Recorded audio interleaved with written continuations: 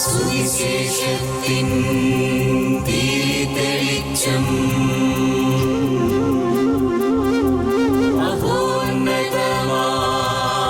ആത്മാർപ്പണം. വചനം സത്യം ജീവദായകം. വചനം സത്യം ജീവദായകം. വചനം സത്യം ജീവദായകം.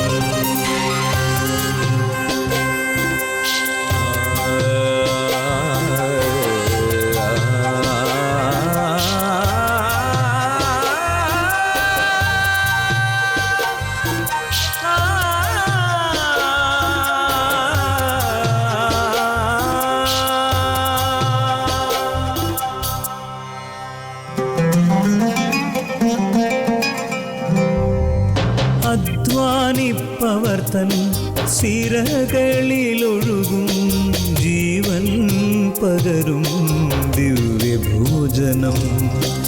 അധ്വാനിപ്പവർ തൻ സിരകളിലൊഴുകും ജീവൻ പകരും ദിവ്യഭോജനം. അതിരുകൾ ഭേദിക്കും സ്നേഹത്തിൻ്റെ രശ്മികൾ ഞങ്ങളെ ഉണർത്തുന്ന പുതിയ പ്രഭാതം. അതിരുകൾ ഭേദിക്കും സ്നേഹത്തിൻ്റെ രശ്മികൾ ഞങ്ങളെ ഉണർത്തുന്ന പുതിയ പ്രഭാതം.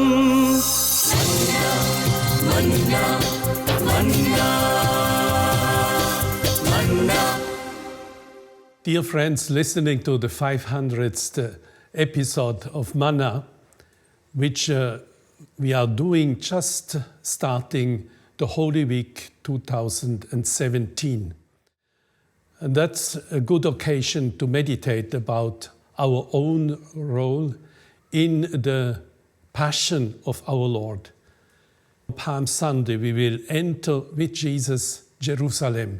It's the feast of the royalhood of our Lord Jesus Christ, where he is revealed as the one who is the blessed one of the Lord and greeted by the people with great enthusiasm. But we know that immediately afterwards, the whole thing is turning, changing in a bad way, we would say. And it is good during the coming week that we think about our own role in the Passion of our Lord. And that is good to go through the story of the Passion, because according to the Gospel of Matthew, it starts with the anointing at Bethany. And there already we have to ask ourselves, on which side are we? Are we with the woman who has this humility, this generosity to anoint the feet of our Lord Jesus Christ?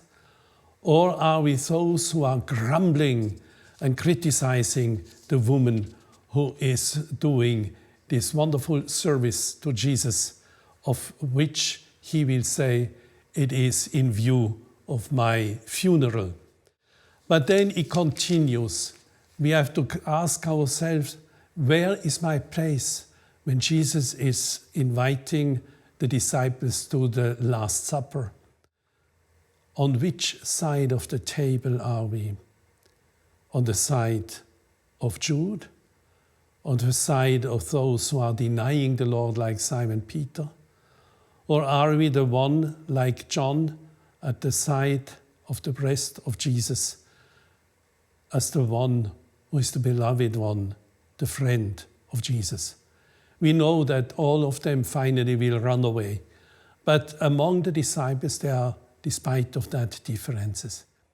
And it is good to know, even those, except Judas, even though they all have run away, everyone has his own weakness, finally they will be called back. That's our chance.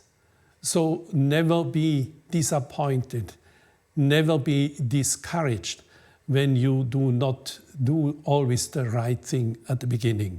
Think about the disciples who had to go through the trial of the passion of Jesus.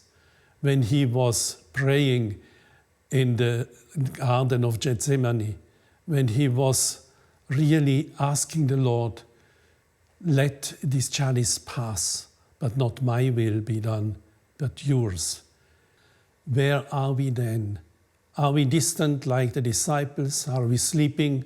Or have we the courage in our own life situation to do the same as Jesus? Maybe we have to bear sickness, we have problems in our families. Each one of us has his own cross to address. Have we the courage to tell the Lord, let the chalice pass, but not my will be done, but really yours? Only if we are entering in this same spirit as Jesus Christ prayed at Gethsemane, we will be able to continue with him. Now we know how things will continue. Peter, who will deny to have known Jesus, Judas, who will betray him completely, and the others who will run away. We are part of this discipleship, not always making a good figure. But let us never lose the heart, because Jesus will call us again after his death on the cross. But in the meantime, we have to go through, during the coming week, celebrating not only the Last Supper, which will be a wonderful moment. We have to go through the passion of our Lord, honestly asking ourselves, what was or is my contribution to the death of Jesus? Am I really putting all my trust in him, the one who is hanging at the cross and who is doing that for you, for me? Who is the one who prays for you and for me, even on the cross? Where will we be on the morning of Easter when he is and will be the risen? That will be the moment where we have to be called back to him. We shall, in the Easter Vigil, renew our own commitment when we are renewing the vows of baptism, because that's the purpose of the whole celebration of the Lenten season of the Holy Week, that we are enabled again to renew our faith commitment. I believe in God the Father, in Jesus Christ, his only begotten Son, in the Holy Spirit, in the Holy Catholic Church, and that we are renewing our vows and truly opposing the attacks of the devil. I reject the devil and I will go on the side of Jesus. Only then Easter will working also in our hearts, and then we can engage ourselves in the same commitment Jesus Christ was and remains among us as the one who revealed the love of his Heavenly Father and enables us in the strength of the Holy Spirit to do the same. My dear friends, celebrating the Holy Week is not simply a question of the liturgical celebrations. It is not simply a question to pray the Stations of the Cross. We have to do all these things. But what is the most important is that in our heart we are going with Jesus and realizing that since baptism we are his adopted brothers and sisters and have to go the same way and to be witnesses in this world where there is so much violence, so much betrayal, so much sin, that in this world we are witnesses of the light, witnesses of sainthood, because Jesus Christ is enabling us as the risen Lord to do as he did. May you live this Holy Week, which is ahead of us, in this deep spirit of faith. Have the courage to renew ourselves. Let not Jesus remain alone. Go with him through and through at the end, and you will be one among the winners. May the Lord bless you and keep you, and I wish you a blessed Holy Week and finally a happy Easter. I wish to give you the blessing in this episode of Manna. May Almighty God bless you and keep you, the Father and the Son and the Holy Spirit. Amen.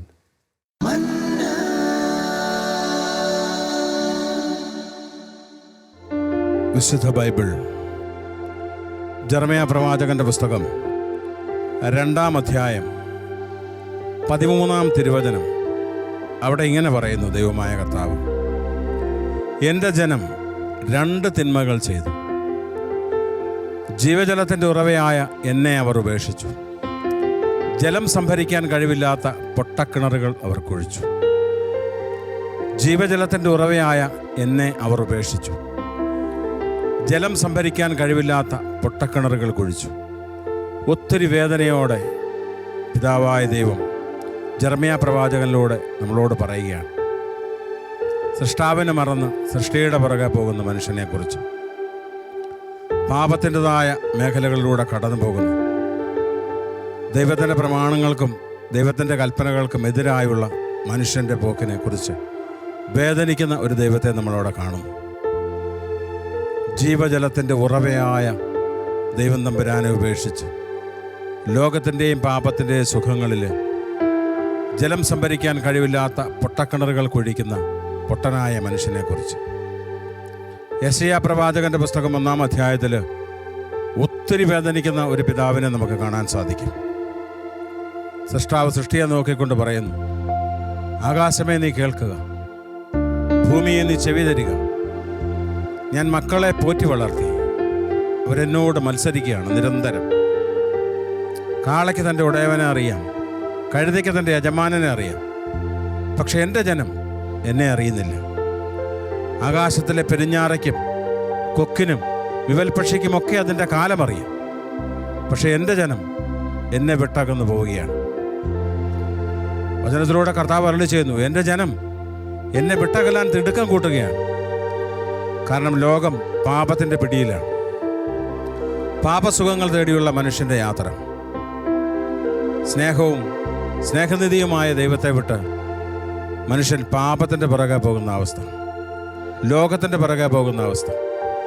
വേദനിക്കുന്ന ഒരു ദൈവം, പാപിയെ സ്നേഹിച്ച് പാപത്തെ വെറുക്കുന്ന ഒരു ദൈവം. പക്ഷേ ഇന്ന് ലോകം മുഴുവൻ പാപത്തിൻ്റെ പിടിയിലാണ്. മദ്യവും മയക്കുമരുന്നും ജഡത്തിൻ്റെതായ പ്രവണതകളുമൊക്കെയായി മനുഷ്യൻ ദൈവത്തിൽ നിന്ന് അകന്നു പോവുകയാണ്. ഈ ജനത്തിൻ്റെ പോക്ക് കണ്ട് വേദനിക്കുന്ന ഒരു ദൈവം.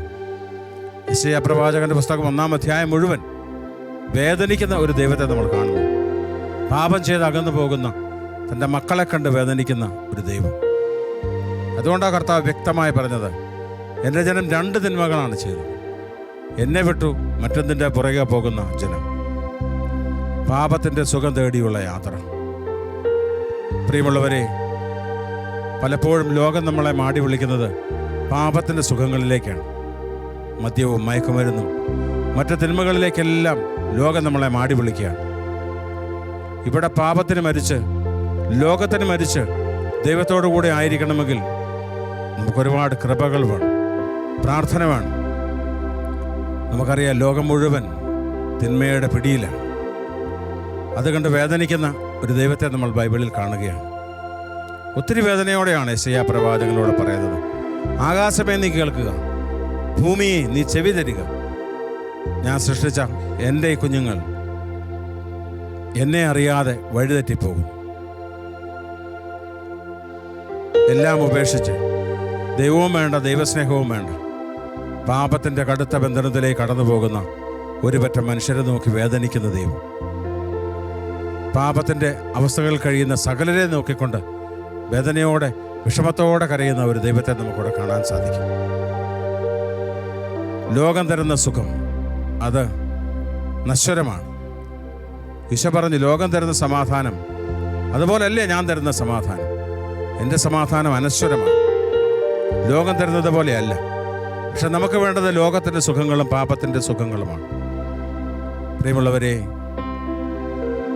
ആരും കാണുന്നില്ലെങ്കിലും നമ്മൾ ചെയ്യുന്നതെല്ലാം കാണുന്നവനായ ഒരു ദൈവമുണ്ട്. 1000 സൂര്യനേക്കാൾ തേജസ്സുള്ള കണ്ണുകളുള്ള ദൈവം. ഒരു സൃഷ്ടിയും അവിടത്തേക്ക് മറഞ്ഞിരിക്കുന്നില്ല. നമ്മളെതിരെ പോയാലും ആരും കാണില്ല എന്ന് വിചാരിച്ചാലും, അതുകൊണ്ടാണ് സങ്കീർത്തകൻ പറഞ്ഞത്, ഞാൻ ചിറക് വിരിച്ച് ആകാശത്തേക്ക് പറന്നു വരുന്നാലും ദൈവം അവിടെയുണ്ട്. ഞാൻ ആഴിയുടെ അടിത്തട്ടിലേക്ക് പോയാലും ദൈവം അവിടെയുണ്ട്. പാതാളത്തിൻ്റെ അടിത്തട്ടിലേക്ക് പോയാലും ദൈവം അവിടെയുണ്ട്. ദൈവത്തെ വിട്ട്, ദൈവത്തെ കളിപ്പിച്ച് നമുക്കൊന്നും ചെയ്ത് മുന്നോട്ട് പോകാൻ പറ്റില്ല. പ്രിയമുള്ളവരെ, പാപത്തിൻ്റെ ശമ്പളം മരണമെന്ന് വചനം നമ്മളെ പഠിപ്പിക്കുന്നു. ഇവിടെ നമ്മൾ വേദനിക്കുന്ന ഒരു ദൈവത്തെ കാണുകയാണ്. യെശയ്യാ പ്രവാചകന്റെ പുസ്തകത്തിലെ 1-ാം അധ്യായം. നമുക്ക് ഈ ഗാനത്തിൻ്റെ ഇരടുകളിലൂടെ കടന്നു പോകുമ്പോൾ മനസ്സിലാകും ഒരു ദൈവത്തിൻ്റെ വേദന എന്താണ്, ഒരപ്പൻ്റെ വേദന എന്താണ് മക്കൾ പാപം ചെയ്ത് അകന്നു പോകുമ്പോൾ. നമുക്ക് ഈ ഗാനത്തിൻ്റെ ഇരടുകളിലൂടെ ഒന്ന് കടന്നു പോകാം. നമ്മൾ ഒരുപാട് പ്രാവശ്യം കേട്ട് തഴമ്പിച്ച ഒരു ഗാനമാണ്. എങ്കിലും ഇതിൽ ദൈവത്തിൻ്റെ ഒരു വേദനയുണ്ട്. ആ വേദന നമുക്ക് ആ ദൈവത്തിന് പാപം ചെയ്ത് അകന്നു പോകുന്ന നമ്മുടെ അവസ്ഥകളെ നമുക്ക് നോർത്ത് ഒന്ന് പശ്ചാത്തപിച്ചുകൊണ്ട് നമുക്ക് ഈ ഗാനത്തിൻ്റെ ഇരടുകളിലൂടെ ആ ദൈവത്തിൻ്റെ നിലവിളിയോട് ചേർന്ന് നിന്നുകൊണ്ട് എൻ്റെ പാപങ്ങളെക്കുറിച്ച് ഓർക്കാനും പശ്ചാത്തപിക്കാനുമുള്ളൊരു നിമിഷമായി നമുക്ക് ഈ സമയത്തെ എടുത്തുകൊണ്ട് നമുക്ക് ദൈവസന്നിധിയിലൊന്നായിരിക്കാം. പ്രിയമുള്ളവരെ, ആകാശമേ കേൾക്ക എന്ന് പറഞ്ഞ് നിലവിളിക്കുന്ന ഒരു ദൈവം, നിൻ്റെ പാപാവസ്ഥകൾ കണ്ട് വേദനിക്കുന്ന ഒരു ദൈവം, എന്നും നിൻ്റെ പുറകെ വന്ന് മടങ്ങി വരാൻ ആജ്ഞാപിക്കുന്ന ഒരു ദൈവം. പക്ഷെ നമ്മളിപ്പോഴും ലോകത്തിൻ്റെയും പാപത്തിൻ്റെയും പിടിയിലാണ്. അതാണ് ലോകസുഖം, അതാണ് ദൈവസുഖമെന്ന് പറഞ്ഞ് നടക്കുന്ന നമ്മൾ. ഇതാണ് ദൈവത്തിൻ്റെ നീതി എന്ന് പറഞ്ഞ് നടക്കുന്ന നമ്മൾ. പ്രിയമുള്ളവരെ, ഈ പാപത്തെ പൂർണ്ണമായും നമുക്കൊന്ന് ഉപേക്ഷിക്കാൻ ശ്രമിക്കാം. ദൈവത്തെ വേദനിപ്പിക്കുന്ന എല്ലാ പാപാവസ്ഥകളെയും നമുക്കൊന്ന് സമർപ്പിക്കാം ദൈവകരങ്ങളിലേക്ക്. ഒരുപക്ഷെ നമുക്ക് ഒറ്റയ്ക്കൊന്നും ചെയ്യാൻ കഴിയില്ല, ദൈവത്തിനെല്ലാം സാധ്യമാണ്. ഈ നിമിഷങ്ങളിൽ വേദനിക്കുന്ന ദൈവത്തോട് നമുക്കൊന്ന് ചേർന്ന് നിൽക്കാം. നമ്മുടെ പാപാവസ്ഥകളെല്ലാം ഒന്ന് ഓർത്ത് ഒത്തിരി സങ്കടത്തോടെ നമുക്കൊന്ന് പശ്ചാത്തപിക്കാം. ഒരു തുള്ളി കണ്ണീരൊഴുക്കിക്കൊണ്ട് പാപിയെ സ്നേഹിക്കുന്ന ദൈവകരങ്ങളിലേക്ക് നമ്മളെ സമർപ്പിച്ചുകൊണ്ട് നമുക്ക് ഈ ഗാനത്തിൻ്റെ ഇരടുകളിലൂടെ ഒന്ന് കടന്നു പോകാം.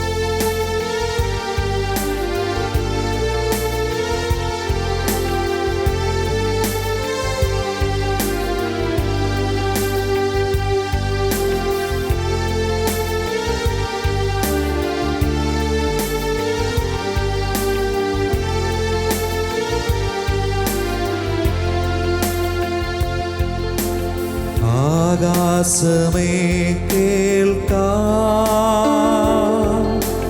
ഭൂമിയെ ചെവി തരിക. ഞാൻ മക്കളെ പോറ്റി വളർത്തി, അവർ എന്നോട് മത്സരിക്കുന്നു. ആകാശമേ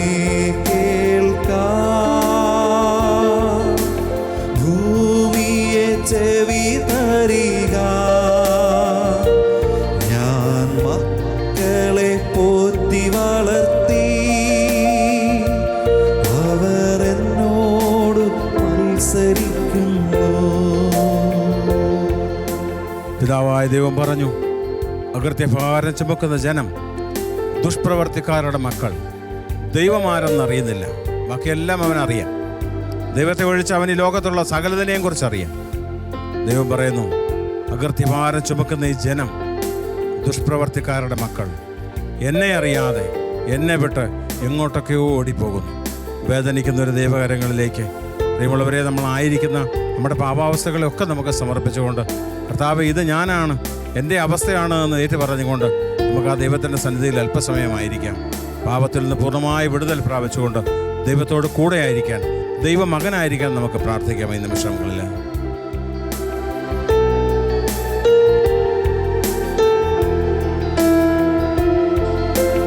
അകൃത്യഭാരം ചുമക്കും ജനം, ദുഷ്പ്രവർത്തിക്കാരുടെ മക്കൾ, വഷളായി നടക്കുന്നവർ ദൈവമാരെന്നറിയുന്നില്ല. ആകാശമേ കേൾക്കാം, ഭൂമിയെ ചെവി തരിക. ഞാൻ മക്കളെ പോറ്റി വളർത്തി,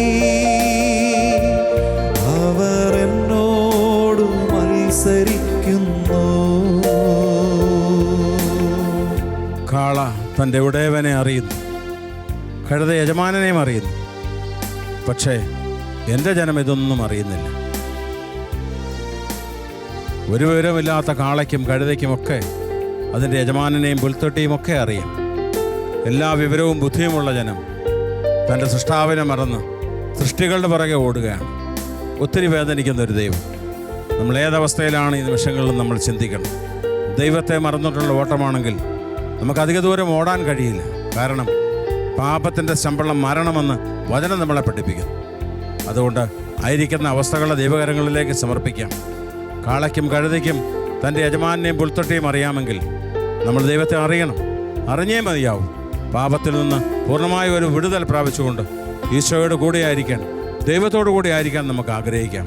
പാപിയെ സ്നേഹിച്ച് പാപത്തെ വെറുക്കുന്ന ദൈവം, ആ ദൈവകരങ്ങളിലേക്ക് നമുക്ക് നമ്മുടെ അവസ്ഥയൊന്ന് സമർപ്പിക്കാം. ഏതൊക്കെ പാപത്തിൻ്റെ അടിമയിലാണോ അതൊക്കെ ദൈവകരങ്ങളിലേക്കൊന്ന് സമർപ്പിക്കാം. പ്രിയമുള്ളവരെ, നമ്മളെ കൊണ്ടൊന്നും ചെയ്യാൻ നമുക്ക് കഴിയില്ല.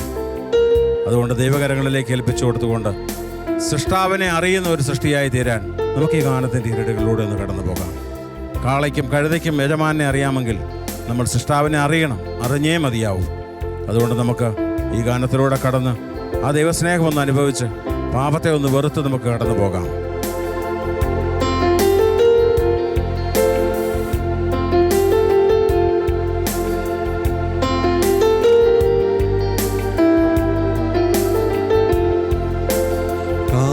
തന്റെ ഉടയവന്റെ,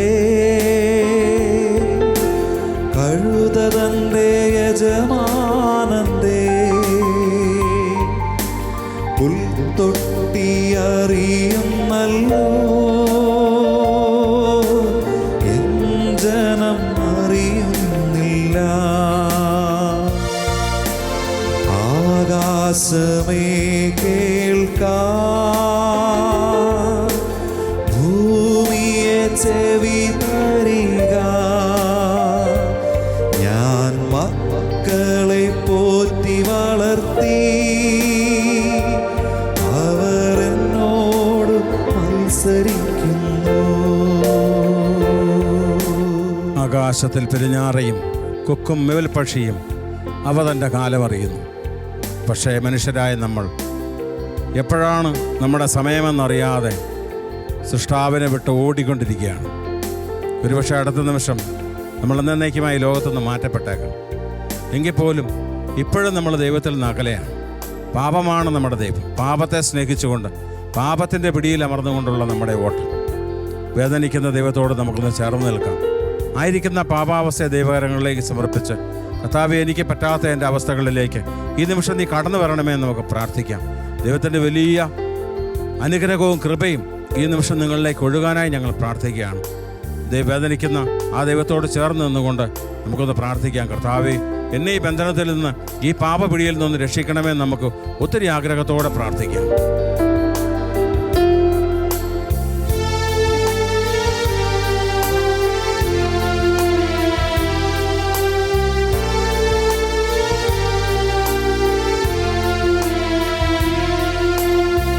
ആകാശത്തിൻ പെരിഞ്ഞാറയും കൊക്കും നീവൽ പക്ഷിയും അവർ തൻ്റെ കാലമറിയും. ജനം അറിയുന്നില്ല. ആകാശമേ കേൾക്കാം, ഭൂമിയെ ചെവി തരിക. ഞാൻ മക്കളെ പോറ്റി വളർത്തി, അവർ എന്നോട് മത്സരിക്കുന്നു. ആകാശമേ കേൾക്കാം,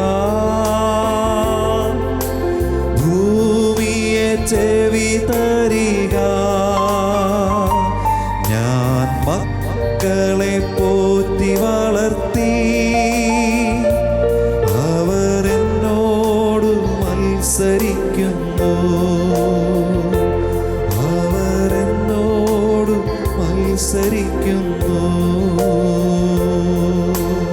യെശയ്യാ പ്രവാചകന്റെ പുസ്തകം 1-ാം അധ്യായം 18 മുതൽ 20 വരെയുള്ള തിരുവചനങ്ങളിൽ കർത്താവ് ഇപ്രകാരം അരുളിച്ചെയ്തു: വരുവിൻ, നമുക്ക് രമ്യതപ്പെടാം.